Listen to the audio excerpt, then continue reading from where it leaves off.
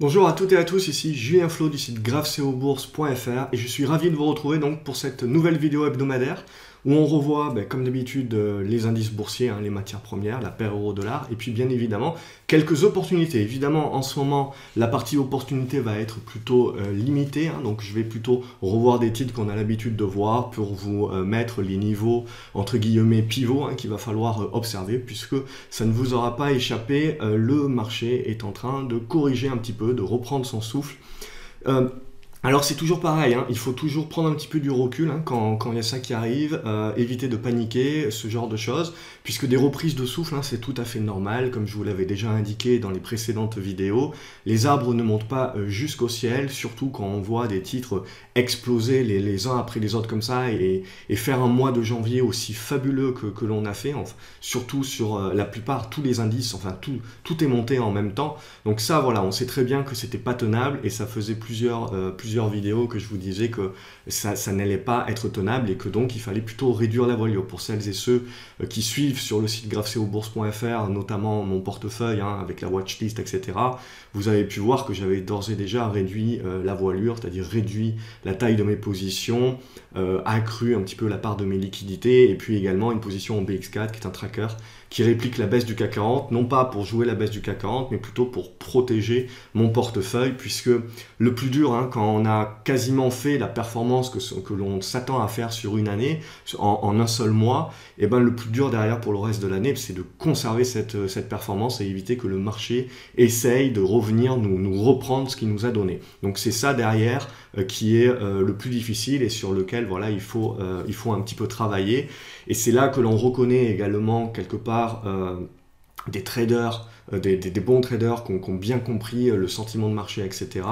De traders qui sont plus débutants, c'est-à-dire quand les marchés montent, de toute manière tout le monde gagne à plus ou moins forte échelle, mais c'est pas là où on voit la grande différence entre le niveau des traders, c'est quand le marché baisse. Et les bons traders voilà, sont capables de perdre peu, voire de ne pas perdre lorsque les marchés baissent. Et c'est ça vraiment vers quoi il faut tendre, c'est-à-dire être dans la capacité quand les marchés baissent d'avoir pu réduire la voilure ou de pouvoir réduire la voilure pour réduire ses pertes au maximum, voilà, pour être prêt, chargé en liquidité, observer, savoir s'asseoir sur ses deux mains également, savoir ne rien faire, ne pas trader, qui est souvent la meilleure décision quand un marché entre en correction. Donc on va faire le point. Comme d'habitude, si vous êtes nouveau sur cette vidéo, bienvenue. N'hésitez pas à vous abonner à ma chaîne, tout simplement. Vous recevrez une notification dès que je publie des vidéos de conseils, comme ça vous êtes sûr de rien louper. Si vous appréciez mon travail, n'hésitez pas à le partager également pour m'aider à me faire connaître, je vous en remercie. Mettez-moi un pouce bleu également, ça fait toujours plaisir. Et puis si vous avez des questions, des commentaires, des suggestions, n'hésitez pas en bas de cette vidéo, dans la partie commentaires, n'hésitez pas à me faire part donc de vos différentes questions. Et donc, allez, on va attaquer donc le CAC 40. Donc, je vais juste répéter ce qu'on se dit maintenant depuis plusieurs semaines, mais si on prend un petit peu de recul, je vous avais déjà, pour moi, on est en train d'évoluer dans un biseau ascendant. Donc derrière, si on zoome un petit peu plus, à l'intérieur de ce biseau ascendant, on avait buté donc contre la résistance, on avait pu en parler ensemble. Et derrière, donc, ces derniers jours, on était en train d'évoluer au sein, alors on pouvait tracer un diamant, mais ce qui nous importe toujours dans un diamant, c'est plutôt la seconde partie de la figure, et donc ce biseau descendant qui a donc cassé à la baisse aujourd'hui, et en cassant le double niveau, un double niveau de support des 5445 points. Donc en cassant ce niveau-là, on est passé d'un mode consolidation à un mode correctif. Alors pareil, il faut toujours prendre un petit peu de recul, réfléchir en termes d'horizon de placement. Quand je vous fais des analyses comme ça, on parle du court terme. À long terme, il est clair et net qu'on ne va pas parler de retournement de marché baissier, de panique baissière, de crack, enfin de tout ce que vous voulez, avant de revenir en dessous de ces 5250 points et a fortiori en dessous des 5000 points. On n'a pas de retournement de marché avant de descendre en dessous des 5000 points. Donc là, on parle vraiment à court terme. Et à court terme, on a une correction qui est tout à fait logique après les fortes hausses que l'on a enregistrées. Le marché a toujours besoin de reprendre son souffle. Et là, du coup, la question, c'est de savoir jusqu'où le marché peut reprendre son souffle. Et alors, on a déjà eu un premier élément de réponse ce matin, puisqu'au moment où j'enregistre cette vidéo, il est 14 h. Je profite d'une certaine accalmie sur les marchés, juste avant que les US ouvrent, pouvoir vous faire cette vidéo-là. Donc n'oubliez pas, quand vous regardez les titres, etc., ce que je vais vous montrer, c'est avec les cours actuellement à 14h15. Donc ça peut encore bien évoluer, évidemment, d'ici 17h35. Donc n'hésitez pas à re-regarder où les cours ont clôturé, par exemple, à 17h35, pour vous faire un avis plus tranché par rapport à ce que je peux dire. Donc là, du coup, on est revenu sur 5375 points.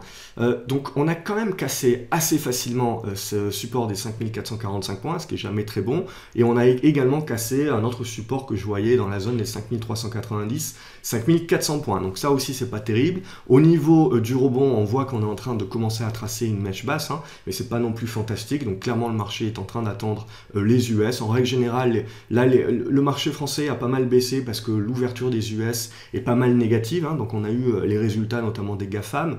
Évidemment, ces résultats-là, ils ont été plutôt vendus, mais c'est pas parce que les résultats sont mauvais, c'est parce que les résultats sont très bons, mais toutes ces actions-là ont extrêmement monté et ont motivé la montée du marché depuis des mois, et donc les investisseurs avaient très largement anticipé tout simplement ce genre de résultats. Donc en gros, on est en train de vendre la nouvelle, c'est-à-dire au moment où les résultats sortent, ils sont bons, même fantastiques pour certaines compagnies, mais voilà, ils étaient déjà largement anticipés, donc on voit que les investisseurs sont plutôt dans une volonté de prendre leurs bénéfices.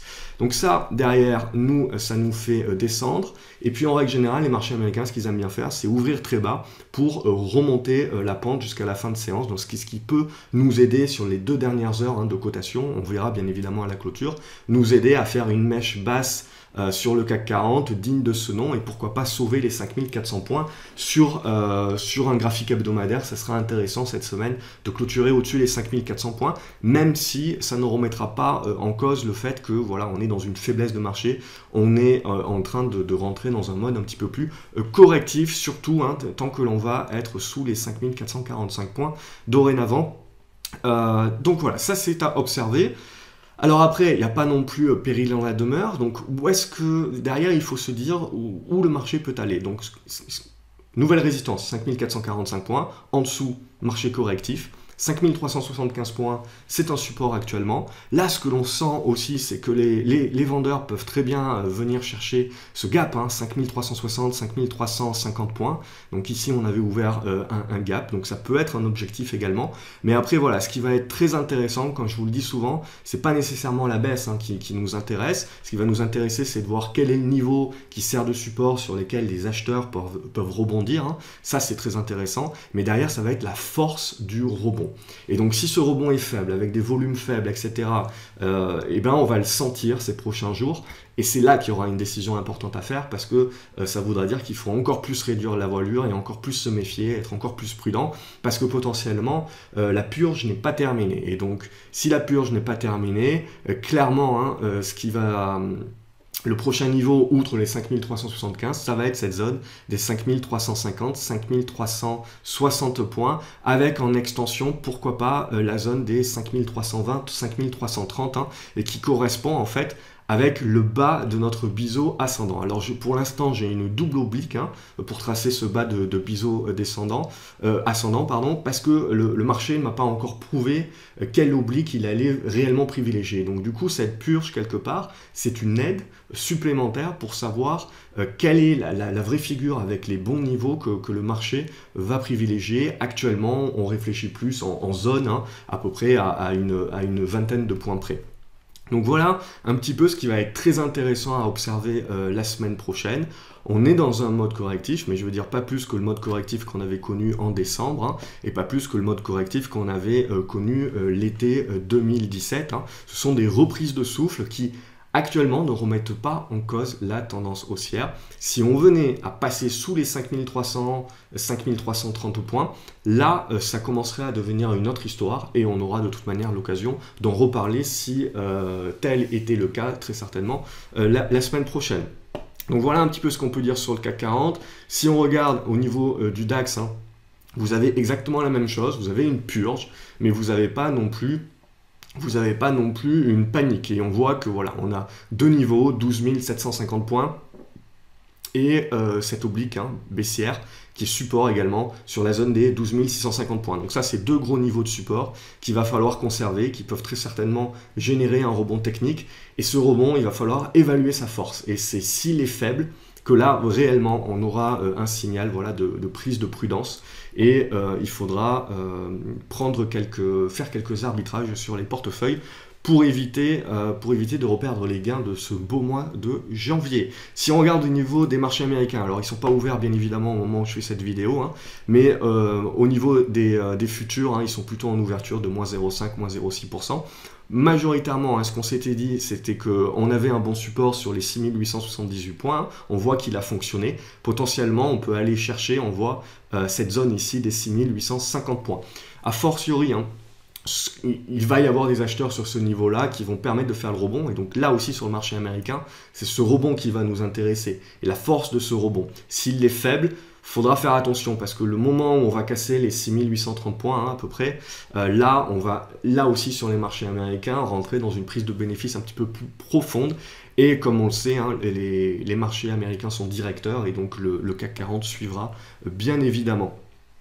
Alors, bien évidemment, pourquoi? Parce que l'euro-dollar continue sa marche en avant. Donc ça, il faut bien se dire qu'à long terme, c'est de la réduction de bénéfices pour les sociétés européennes. Donc ça va bien finir également par impacter. Mais c'est plutôt, voilà, c'est du cycle économique, c'est des cycles de prise de bénéfices, etc. Donc ça met toujours entre 6 mois, 9 mois, un euro fort a réellement impacté le chiffre d'affaires et donc les bénéfices des sociétés européennes. Donc voilà, c'est pour ça que pour le moment, je veux dire, il faudrait que l'euro se maintienne à ces niveaux et continue de progresser voilà, pendant encore plusieurs mois pour que ça commence réellement à commencer effectivement à impacter. Là, tout ce que l'on a, c'est éventuellement des anticipations d'investisseurs qui se disent que ça va impacter et qui donc potentiellement vendent les sociétés européennes. Mais dans la majorité des cas, on est surtout dans une prise de profit, une reprise de souffle qui n'est pas trop impactée par tout ça. C'est quelque chose pour moi de tout à fait normal dans tout marché. Il y a toujours, c'est des phénomènes de cycle, il y a toujours un besoin de reprendre son souffle. Donc là, au niveau de l'euro-dollar, on est toujours haussier, au-dessus du niveau des 1,2380 et on est en train de retester la résistance pour pourquoi pas aller chercher un petit peu plus haut, mais clairement, on est sur un gros point pivot, un gros carrefour là. Je vous l'avais dit la semaine dernière déjà, cette zone des 1,25, c'est vraiment un gros point pivot et là aussi, il faut continuer d'observer l'euro-dollar pour voir si ce niveau de résistance va réellement jouer son rôle et donc va mettre en échec les acheteurs sur l'euro-dollar, ce qui permettrait potentiellement un petit peu de souffler la semaine prochaine et de voir un petit peu, comme je vous l'ai dit, sur les indices, le rebond potentiel se mettre en place et voir sa force. C'est ça qui sera réellement déterminant. Au niveau de l'or, on continue la progression. Là aussi, on commence à rentrer dans les zones de résistance. 1370, 1390 dollars, 1360, pardon, 1370 dollars. Là aussi, si on vient à casser la zone des 1330 dollars, on rentrera dans une légère conso, mais globalement, au-dessus des 1300 dollars, ça reste haussier sur l'or. L'argent également, même niveau, 16,75 $, au-dessus desquels on reste plutôt positif et haussier. Et le Brent, lui aussi qui est en train de former alors épaule, tête, épaule potentiellement. Il faut attendre de voir également le dessin de la deuxième épaule, mais là aussi c'est globalement certainement une figure de mise en place de consolidation, donc qui casserait vers le bas et qui donc nous donnerait un objectif vers la zone des 66 dollars. Là aussi, ça sera une consolidation, une reprise de souffle court terme qui est tout à fait saine par rapport à la hausse que nous avons connue ces derniers temps, et qui, pour ma part, ne remettra pas en cause la tendance haussière de long terme. C'est une reprise de souffle, c'est normal, et donc on va rentrer dans une période où on va construire une figure pour cette reprise de souffle, et c'est la cassure de cette figure-là qui nous donnera la prochaine tendance. Voilà ce que l'on pouvait dire un petit peu au niveau des indices. Oui, je voulais vous montrer un tracker rapidement.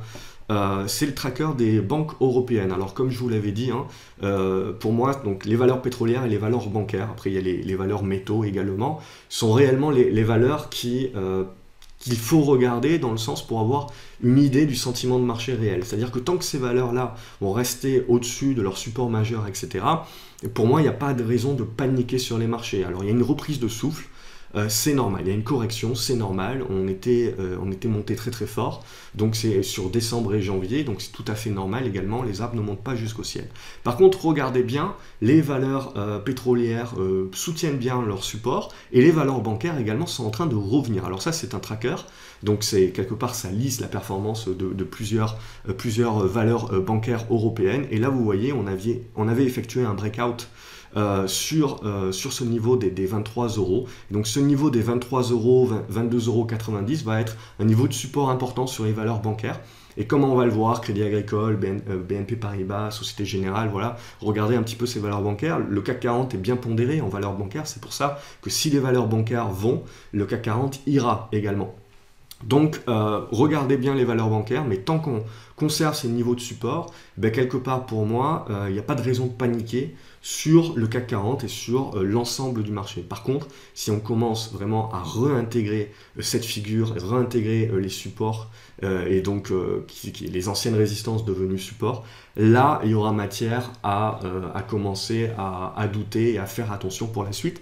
Mais encore une fois, c'est quelque chose qui va mettre peut-être encore 1 à 2 semaines à se mettre en place pour nous donner réellement une idée de la suite des opérations. Et donc, on aura l'occasion d'en reparler ensemble, bien évidemment.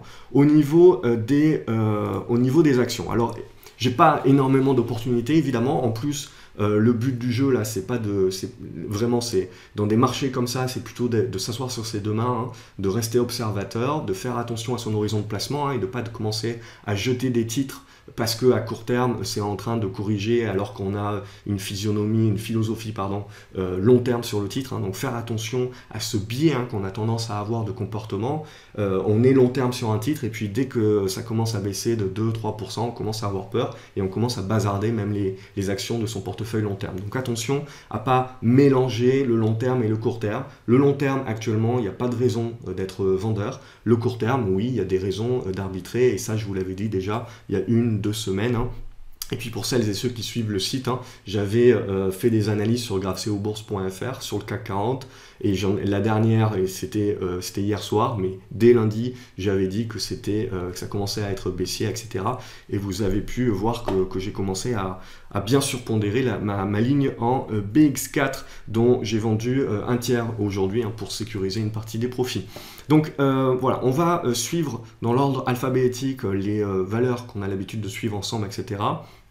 Mais c'est plutôt, faut être plutôt observateur, voilà, et je vais vous donner les niveaux qu'il va falloir observer ces prochains jours. Donc Adosia, toujours spéculatif hein, comme valeur. Ce qui nous intéresse, voilà, c'est que la valeur tienne ces niveaux des 15,60 €, 15,80 € et évidemment derrière puisse recasser ces 16,80 € et ça commencerait à être positif, mais clairement la valeur est en train de construire ici une figure de retournement, donc à surveiller. Adux également, donc il y a quelques élèves, donc ça c'est anciennement iMedia, donc il y a quelques élèves qui l'ont joué.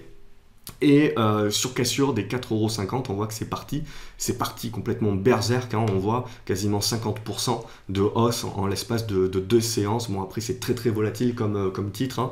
Il faut être entre guillemets devant l'écran si on veut pouvoir en profiter au maximum. Mais voilà un petit peu le genre de spéculation qu'on a en ce moment. Alors il faut savoir en profiter, mais il faut savoir aussi ne pas hésiter à prendre ses profits sur ce genre de valeur-là. Et savoir que voilà, ne pas être trop gourmand. C'est ça qui est important également. Advenis, attention au volume, il n'y a toujours pas énormément de volume, mais ça aussi en termes de configuration, je pense que c'est à observer.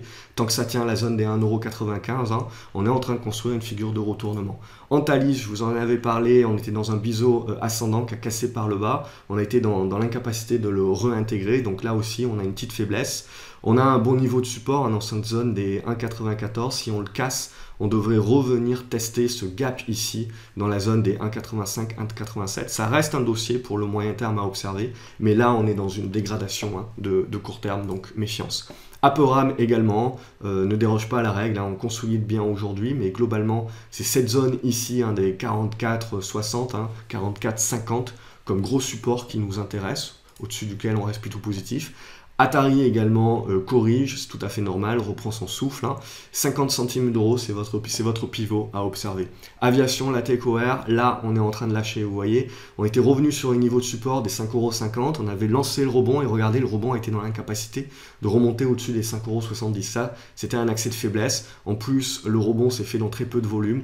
Donc ça aussi, c'est jamais terrible. Et puis derrière, vous avez le coup près qui tombe et on cède le support des 5,50 €. Donc ça, c'est pas terrible et du coup, ça fait un appel un petit peu vers la zone des 5,30 €.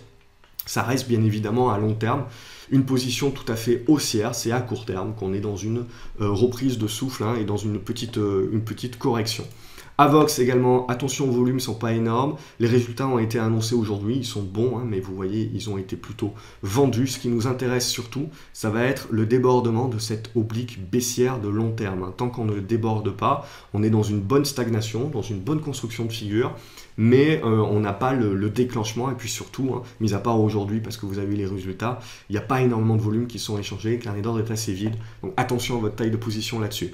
Axway Software, donc là à long terme c'est une tendance qui est baissière, mais à court terme vous avez potentiellement voilà, ce genre de figure ici, donc en consolidation. Comme je vous le dis souvent, c'est pas très important que vos figures soient complètement parfaites. Ce qu'il faut, c'est avoir une figure qui vous donne le sentiment de marché. Le sentiment de marché, il est en train de rentrer dans une forme de congestion.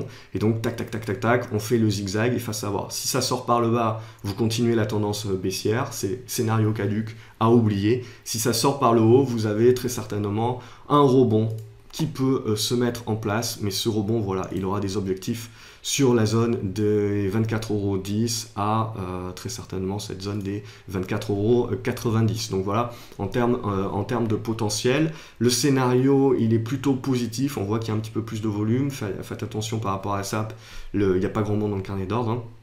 Mais voilà, grosso modo, au-dessus des 22 €, c'est le scénario positif qui est à privilégier, mais ça reste encore, surtout avec le marché actuellement, à confirmer. Biofitis également, ça joue un petit peu avec le feu. Je sais que vous êtes pas mal à la suivre. J'ai une position personnellement également. Donc voilà, donc pour moi, le gros niveau à passer, c'est celui-là. C'est le niveau des 4,40 €. Et puis, a fortiori, bien évidemment, le niveau des 4,70, 4,80 €. Si on casse par le bas, on devrait revenir chercher la zone des 3,80 €. Donc là, voilà, on est un petit peu au milieu du gué à observer. Budget Télécom également, je sais que vous êtes plusieurs à la suivre. Donc en gros, vous êtes dans un triangle ascendant. Donc on reste dans la figure, on continue de zigzaguer. Évidemment, c'est la cassure haussière qui débloque le compteur. Si ça casse par le bas, il faudra remettre ça à plus tard. Et on devrait avoir une zone support, voilà, à peu près dans cette zone des 4,65 € à observer. Cellnovo également, valeur spéculative. Ce qui nous intéresse, c'est ceci. Ça va être le débordement ici des 3,60 €. Là, pareil, on est en train de tergiverser, mais tant qu'on est au-dessus, on est bien coincé, vous voyez, entre le niveau des 3,14, 3,15 et 3,60. Donc il peut y avoir pas mal de volatilité sur le titre. Et donc on attend la cassure de l'une ou l'autre des deux bornes pour nous donner un signal. Claranova consolide, donc ce qu'on s'était dit il y a 2 semaines, on s'était dit voilà, il y avait cette figure ici qui est donc à casser à la hausse, qui est revenue chercher la résistance. La résistance historique, et puis là donc on corrige, tout à fait normal, c'est une action qui a quand même pris 100% en l'espace de 2 mois, et donc là clairement vous voyez on commence à faire des supports sur la zone des 1 € d'une manière symbolique, et puis voilà cette zone des 99, 1 € devrait être une zone de support. Donc à voir, à patienter pour voir voilà, la zone de support. Il y aura très certainement un rebond et la construction d'une figure sur laquelle on pourra certainement tirer profit. Crédit Agricole, donc vous voyez les valeurs bancaires, donc on est en train de consolider, mais regardez, on fait une mèche basse là aussi, donc on a quand même des acheteurs, c'est ce qui permet de bien défendre le CAC 40 également, et globalement, dans cette zone ici, clairement, 14,70, 14,80, on a une grosse zone de support sur Crédit Agricole, au-dessus de laquelle, pour moi, c'est un indice où il ne faut pas paniquer. Voilà. On est en correction, on est en train de reprendre son souffle, oui, mais il n'y a pas de panique à avoir, il faut donc plutôt rester assis sur ses deux mains, attendre d'avoir une validation, que les supports tiennent bien, et éventuellement reprendre position, hein. Le marché nous confirmera ça la semaine prochaine. CrossJect, alors c'était un petit peu mort comme titre, hein. CrossJect depuis un petit moment, il n'y avait pas énormément de volume, et puis là finalement il y a eu une news, donc on ouvre un gap et on casse cette figure, donc cette oblique baissière qui va jouer un rôle de support. Donc derrière, bon, c'est toujours compliqué d'anticiper, hein, ce genre de choses, et la news c'est normal. Ce qui nous intéresse, c'est le pullback, hein, le retracement vers l'ancienne résistance devenue support. Et donc si ça tient, là pourquoi pas jouer le second effet qui se coule sur CrossJect, surtout qu'il y aura un petit peu plus de volume qui va permettre de trader la valeur. Donc à observer également. Deinov aussi, alors j'en avais pas parlé la semaine dernière, mais j'en avais parlé les fois d'avant. Voilà, on était dans une bonne figure ici d'accumulation, et puis finalement sur fond de news, on voit que les volumes ont bien débordé, et qu'on a bien cassé, et qu'on est revenu dans cette zone de résistance là, 2,25 €, 2,40 €. Donc ça sera à observer également sur éventuellement la consolidation dans la zone des 2 €. Et si on a la construction d'un support, voilà, ça serait intéressant de construire le support sur ce niveau-là. EDF, donc refuser le franchissement des 11,50 €, donc hop, on repart à la baisse, et à nouveau, on reste coincé entre ces 11,50 € et ces 10,30 €. Donc à voir pour la suite. Egide, j'ai pu prendre une petite position sur le retour des 2,50 €, on voit qu'il est en train de servir de support. Éventuellement, on peut revenir jusqu'à la zone des 2,43 €, 2,45 € où personnellement, je pense que j'accumulerai une position. Ça reste une valeur pour moi qui est en train de tracer un retournement haussier. Alors après, attention, hein, les volumes ne sont pas non plus exceptionnels. Espérité, valeur très spéculative, hein. Il y a les volumes qui se sont réveillés il y a 2 jours. Et on a eu un nouveau test de cette oblique baissière. Donc évidemment, ce que l'on voudrait, c'est qu'elle casse à la baisse, hein. Pour le moment, on est plutôt en train de repartir dans l'autre sens, malheureusement. Voilà, mais donc j'avais accumulé ma position, j'ai revendu la moitié, donc j'ai à nouveau une position là, un petit peu plus petite là-dessus, mais toujours voilà, avec le scénario au-dessus des 45-46 centimes d'euros de jouer la cassure à la hausse. Alors on a fait une nouvelle tentative. C'est pas encore passé, c'est encore un échec, mais c'est quand même à observer. C'est une valeur très très spéculative, hein, ça peut beaucoup grimper, mais voilà, ça peut se faire en l'espace de 2 heures, c'est très volatile. Donc attention, âme sensible, s'abstenir, hein. C'est pas pour tout le monde ça aussi, faut savoir ce qu'on fait un petit peu quand on rentre sur ce genre de dossier. Autre dossier dans le même acabit, c'est EuropaCorp.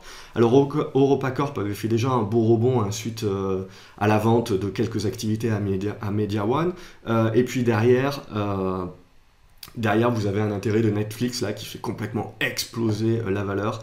On voit, hein, très certainement des capitaux américains, hein, qui sur cette news sont venus sur le marché, et puis là tout de suite, hein, vous voyez sur une action comme EuropaCorp où il n'y a pas beaucoup de papier nécessairement, des volumes comme ça fait complètement exploser la valeur qui gagne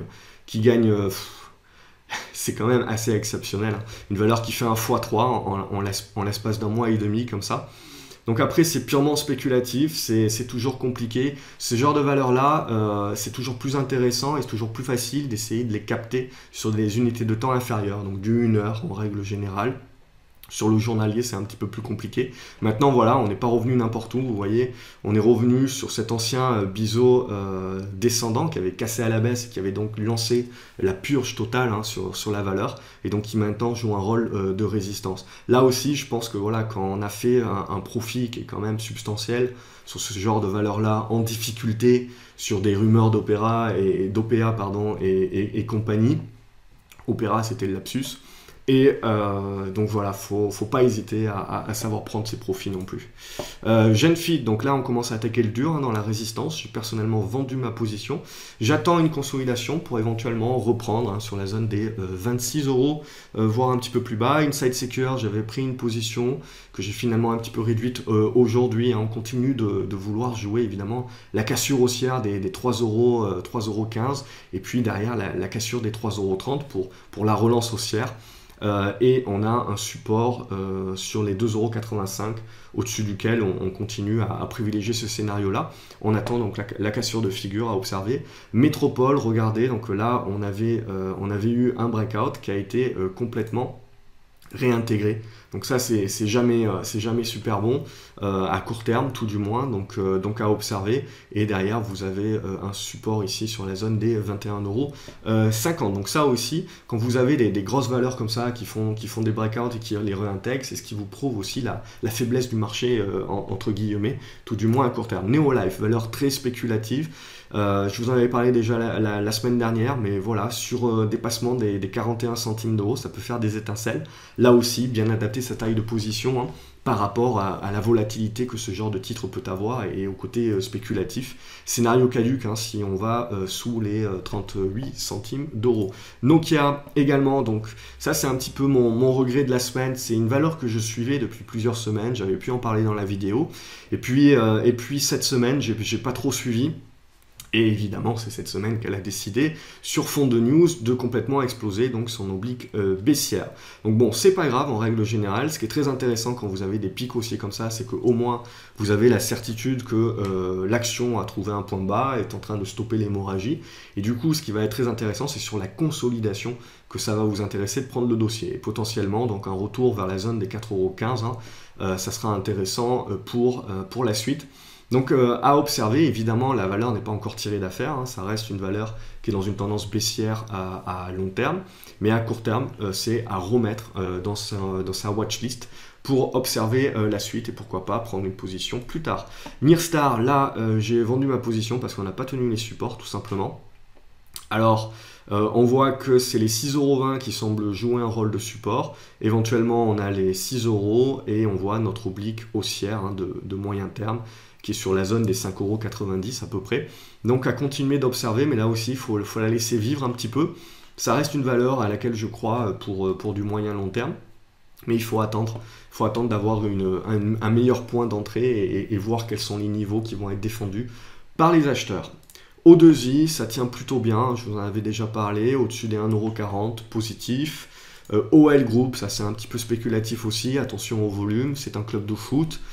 Mais graphiquement parlant, purement graphique, hein, au-dessus des 2,90 €, c'est plutôt positif aussi. Option, alors là, purement spéculative, c'est une penny de chez Penny, mais il y a du volume et on est en train de consolider pas trop mal.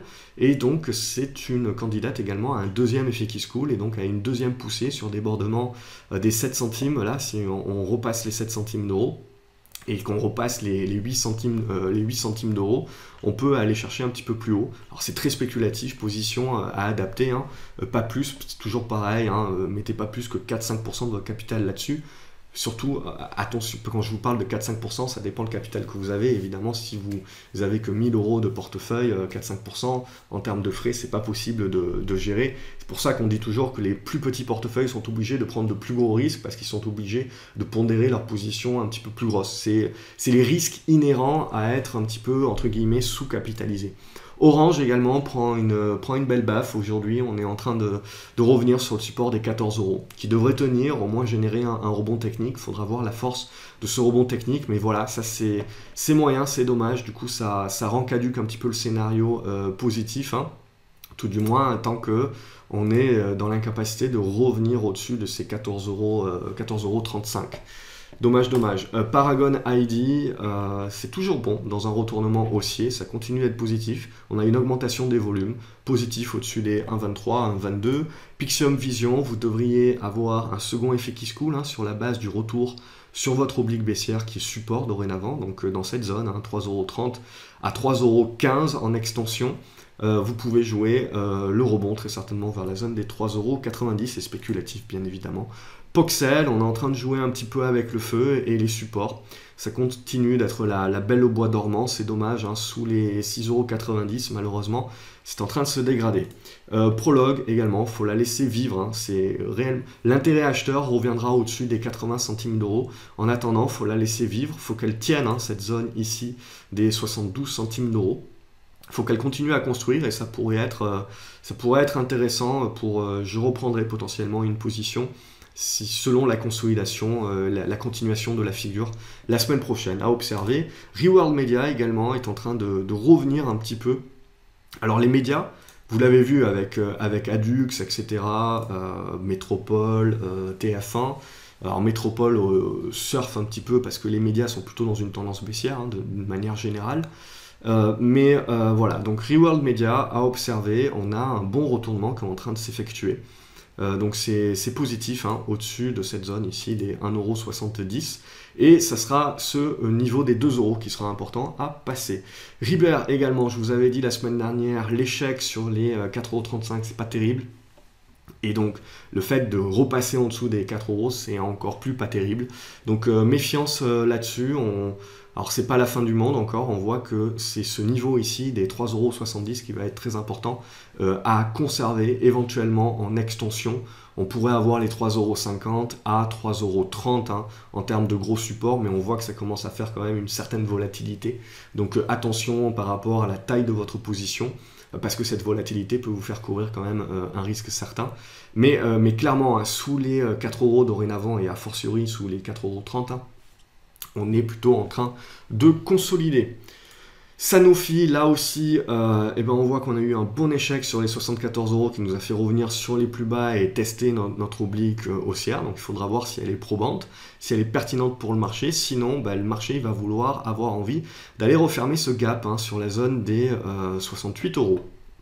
Sensorion, ça continue, alors c'est une valeur spéculative, une biotech, au-dessus des 3,25 €, c'est un dossier intéressant, je suis rentré pour une petite position dessus, par rapport au tout est relatif bien évidemment, le débordement des 3,80 €, c'est le débordement qui va réellement m'intéresser, hein. Et puis surtout le débordement des 4,15 €, et puis là derrière on aura l'occasion d'en reparler sur la capacité du titre de plus fortement se retourner. Société Générale, pareil. Pour moi, on est toujours positif au-dessus des 45 €, pas de quoi paniquer. Solocal également, ça consolide tranquillement. J'aimerais pouvoir reprendre une position. Alors c'est toujours pareil, hein, on voudrait toujours que l'action corrige un petit peu plus profondément pour pouvoir l'avoir un petit peu à plus bas prix. C'est comme ça en règle générale qu'on finit par pas avoir la position et à regarder sur le côté du terrain l'action monter. Donc à observer, parce que là, Solocal continue de bien tenir ses supports hein, sur la zone des 98-99 centimes d'euros. Donc elle continue d'être une candidate hein, ou un candidat à un retournement haussier. Donc à observer, il doit y avoir en février, je crois, une communication sur le plan stratégique du groupe. Donc ça peut faire toute la différence. Hein. Spine-Guard, donc ça a tendance baissière hein, de long terme, mais à plus court terme. Alors voilà, c'est en train de se tracer. C'était pas encore le cas quand je l'ai mise dans la liste pour vous la présenter. Mais voilà, on est en train de revenir ici sur cette zone des 3,45 €. C'est ça qu'il faut observer. Si on déborde, potentiellement le titre sera en train de construire un retournement haussier. C'est encore un petit peu prématuré. Stentis également, donc j'ai loupé un petit peu l'affaire, mais j'avais prévu de vous la présenter parce que pour moi, cette étape ici de congestion et de construction de retournement haussier, c'est très intéressant pour la suite. Ça reste une biotech, mais voilà, il y a du volume. C'est en train très clairement de se retourner à la hausse au-dessus des 1,80 €. Donc à observer. Supersonic Imagine, vous voyez, énormément de volatilité. Hein.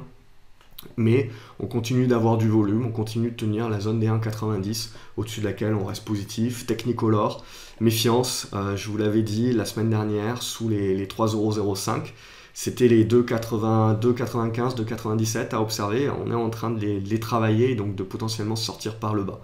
Donc méfiance par rapport à ça, il faut laisser de côté encore. Technicolor reste un dossier, je pense qu'il faut se garder sous le coude pour 2018, mais c'est encore un petit peu prématuré, sous les 3,10 € hein, d'y revenir dessus.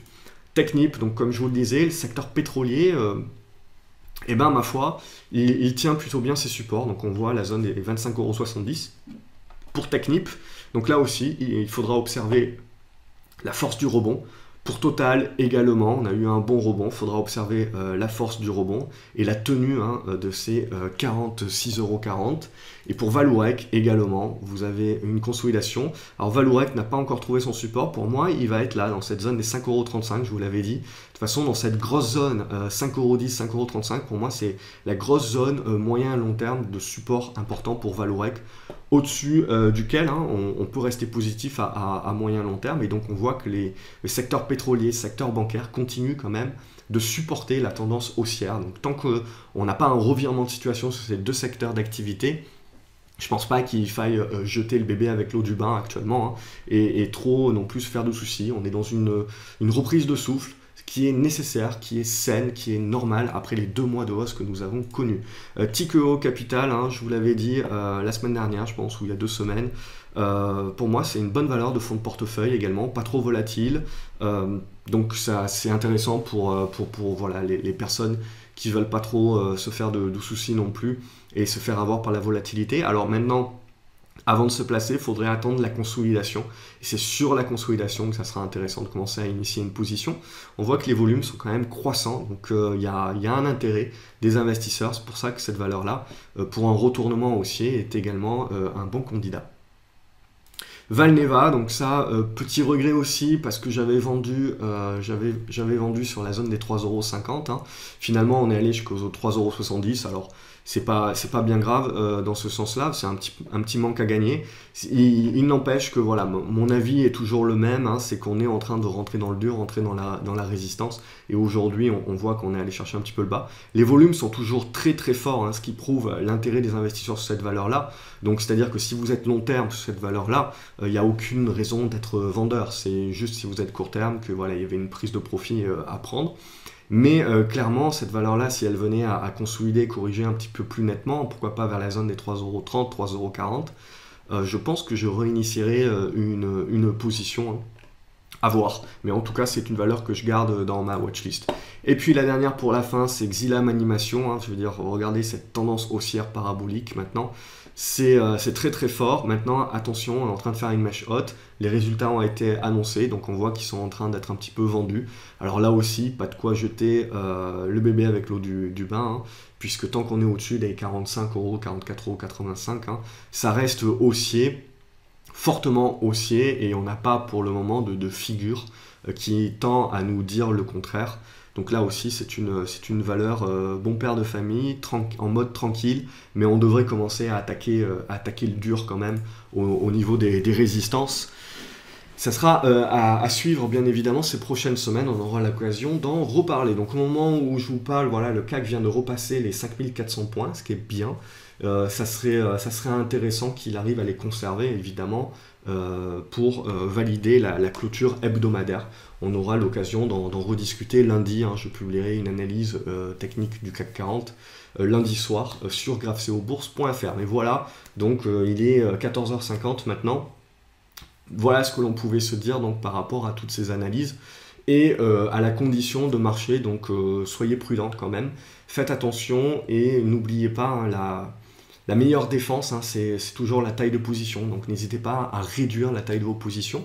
Si vous n'avez pas la capacité d'arriver à tenir, à vous discipliner, à être hors marché, etc., au moins si vous achetez parce que vous pensez que vous allez louper le rebond ou que sais-je, achetez uniquement des moitiés de position par rapport à ce que vous voudriez faire normalement.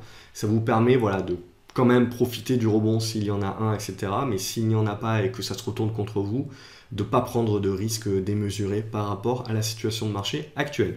J'espère que vous avez apprécié cette vidéo. Si tel est le cas, n'hésitez pas à mettre un pouce bleu, à partager cette vidéo pour faire connaître mon travail et puis à vous abonner à la chaîne YouTube. Comme ça, vous ne loupez aucun prochain conseil, aucune autre vidéo. Quant à moi, je vous souhaite un excellent week-end et je vous dis à lundi sur graphceobourse.fr. Salut les graphes!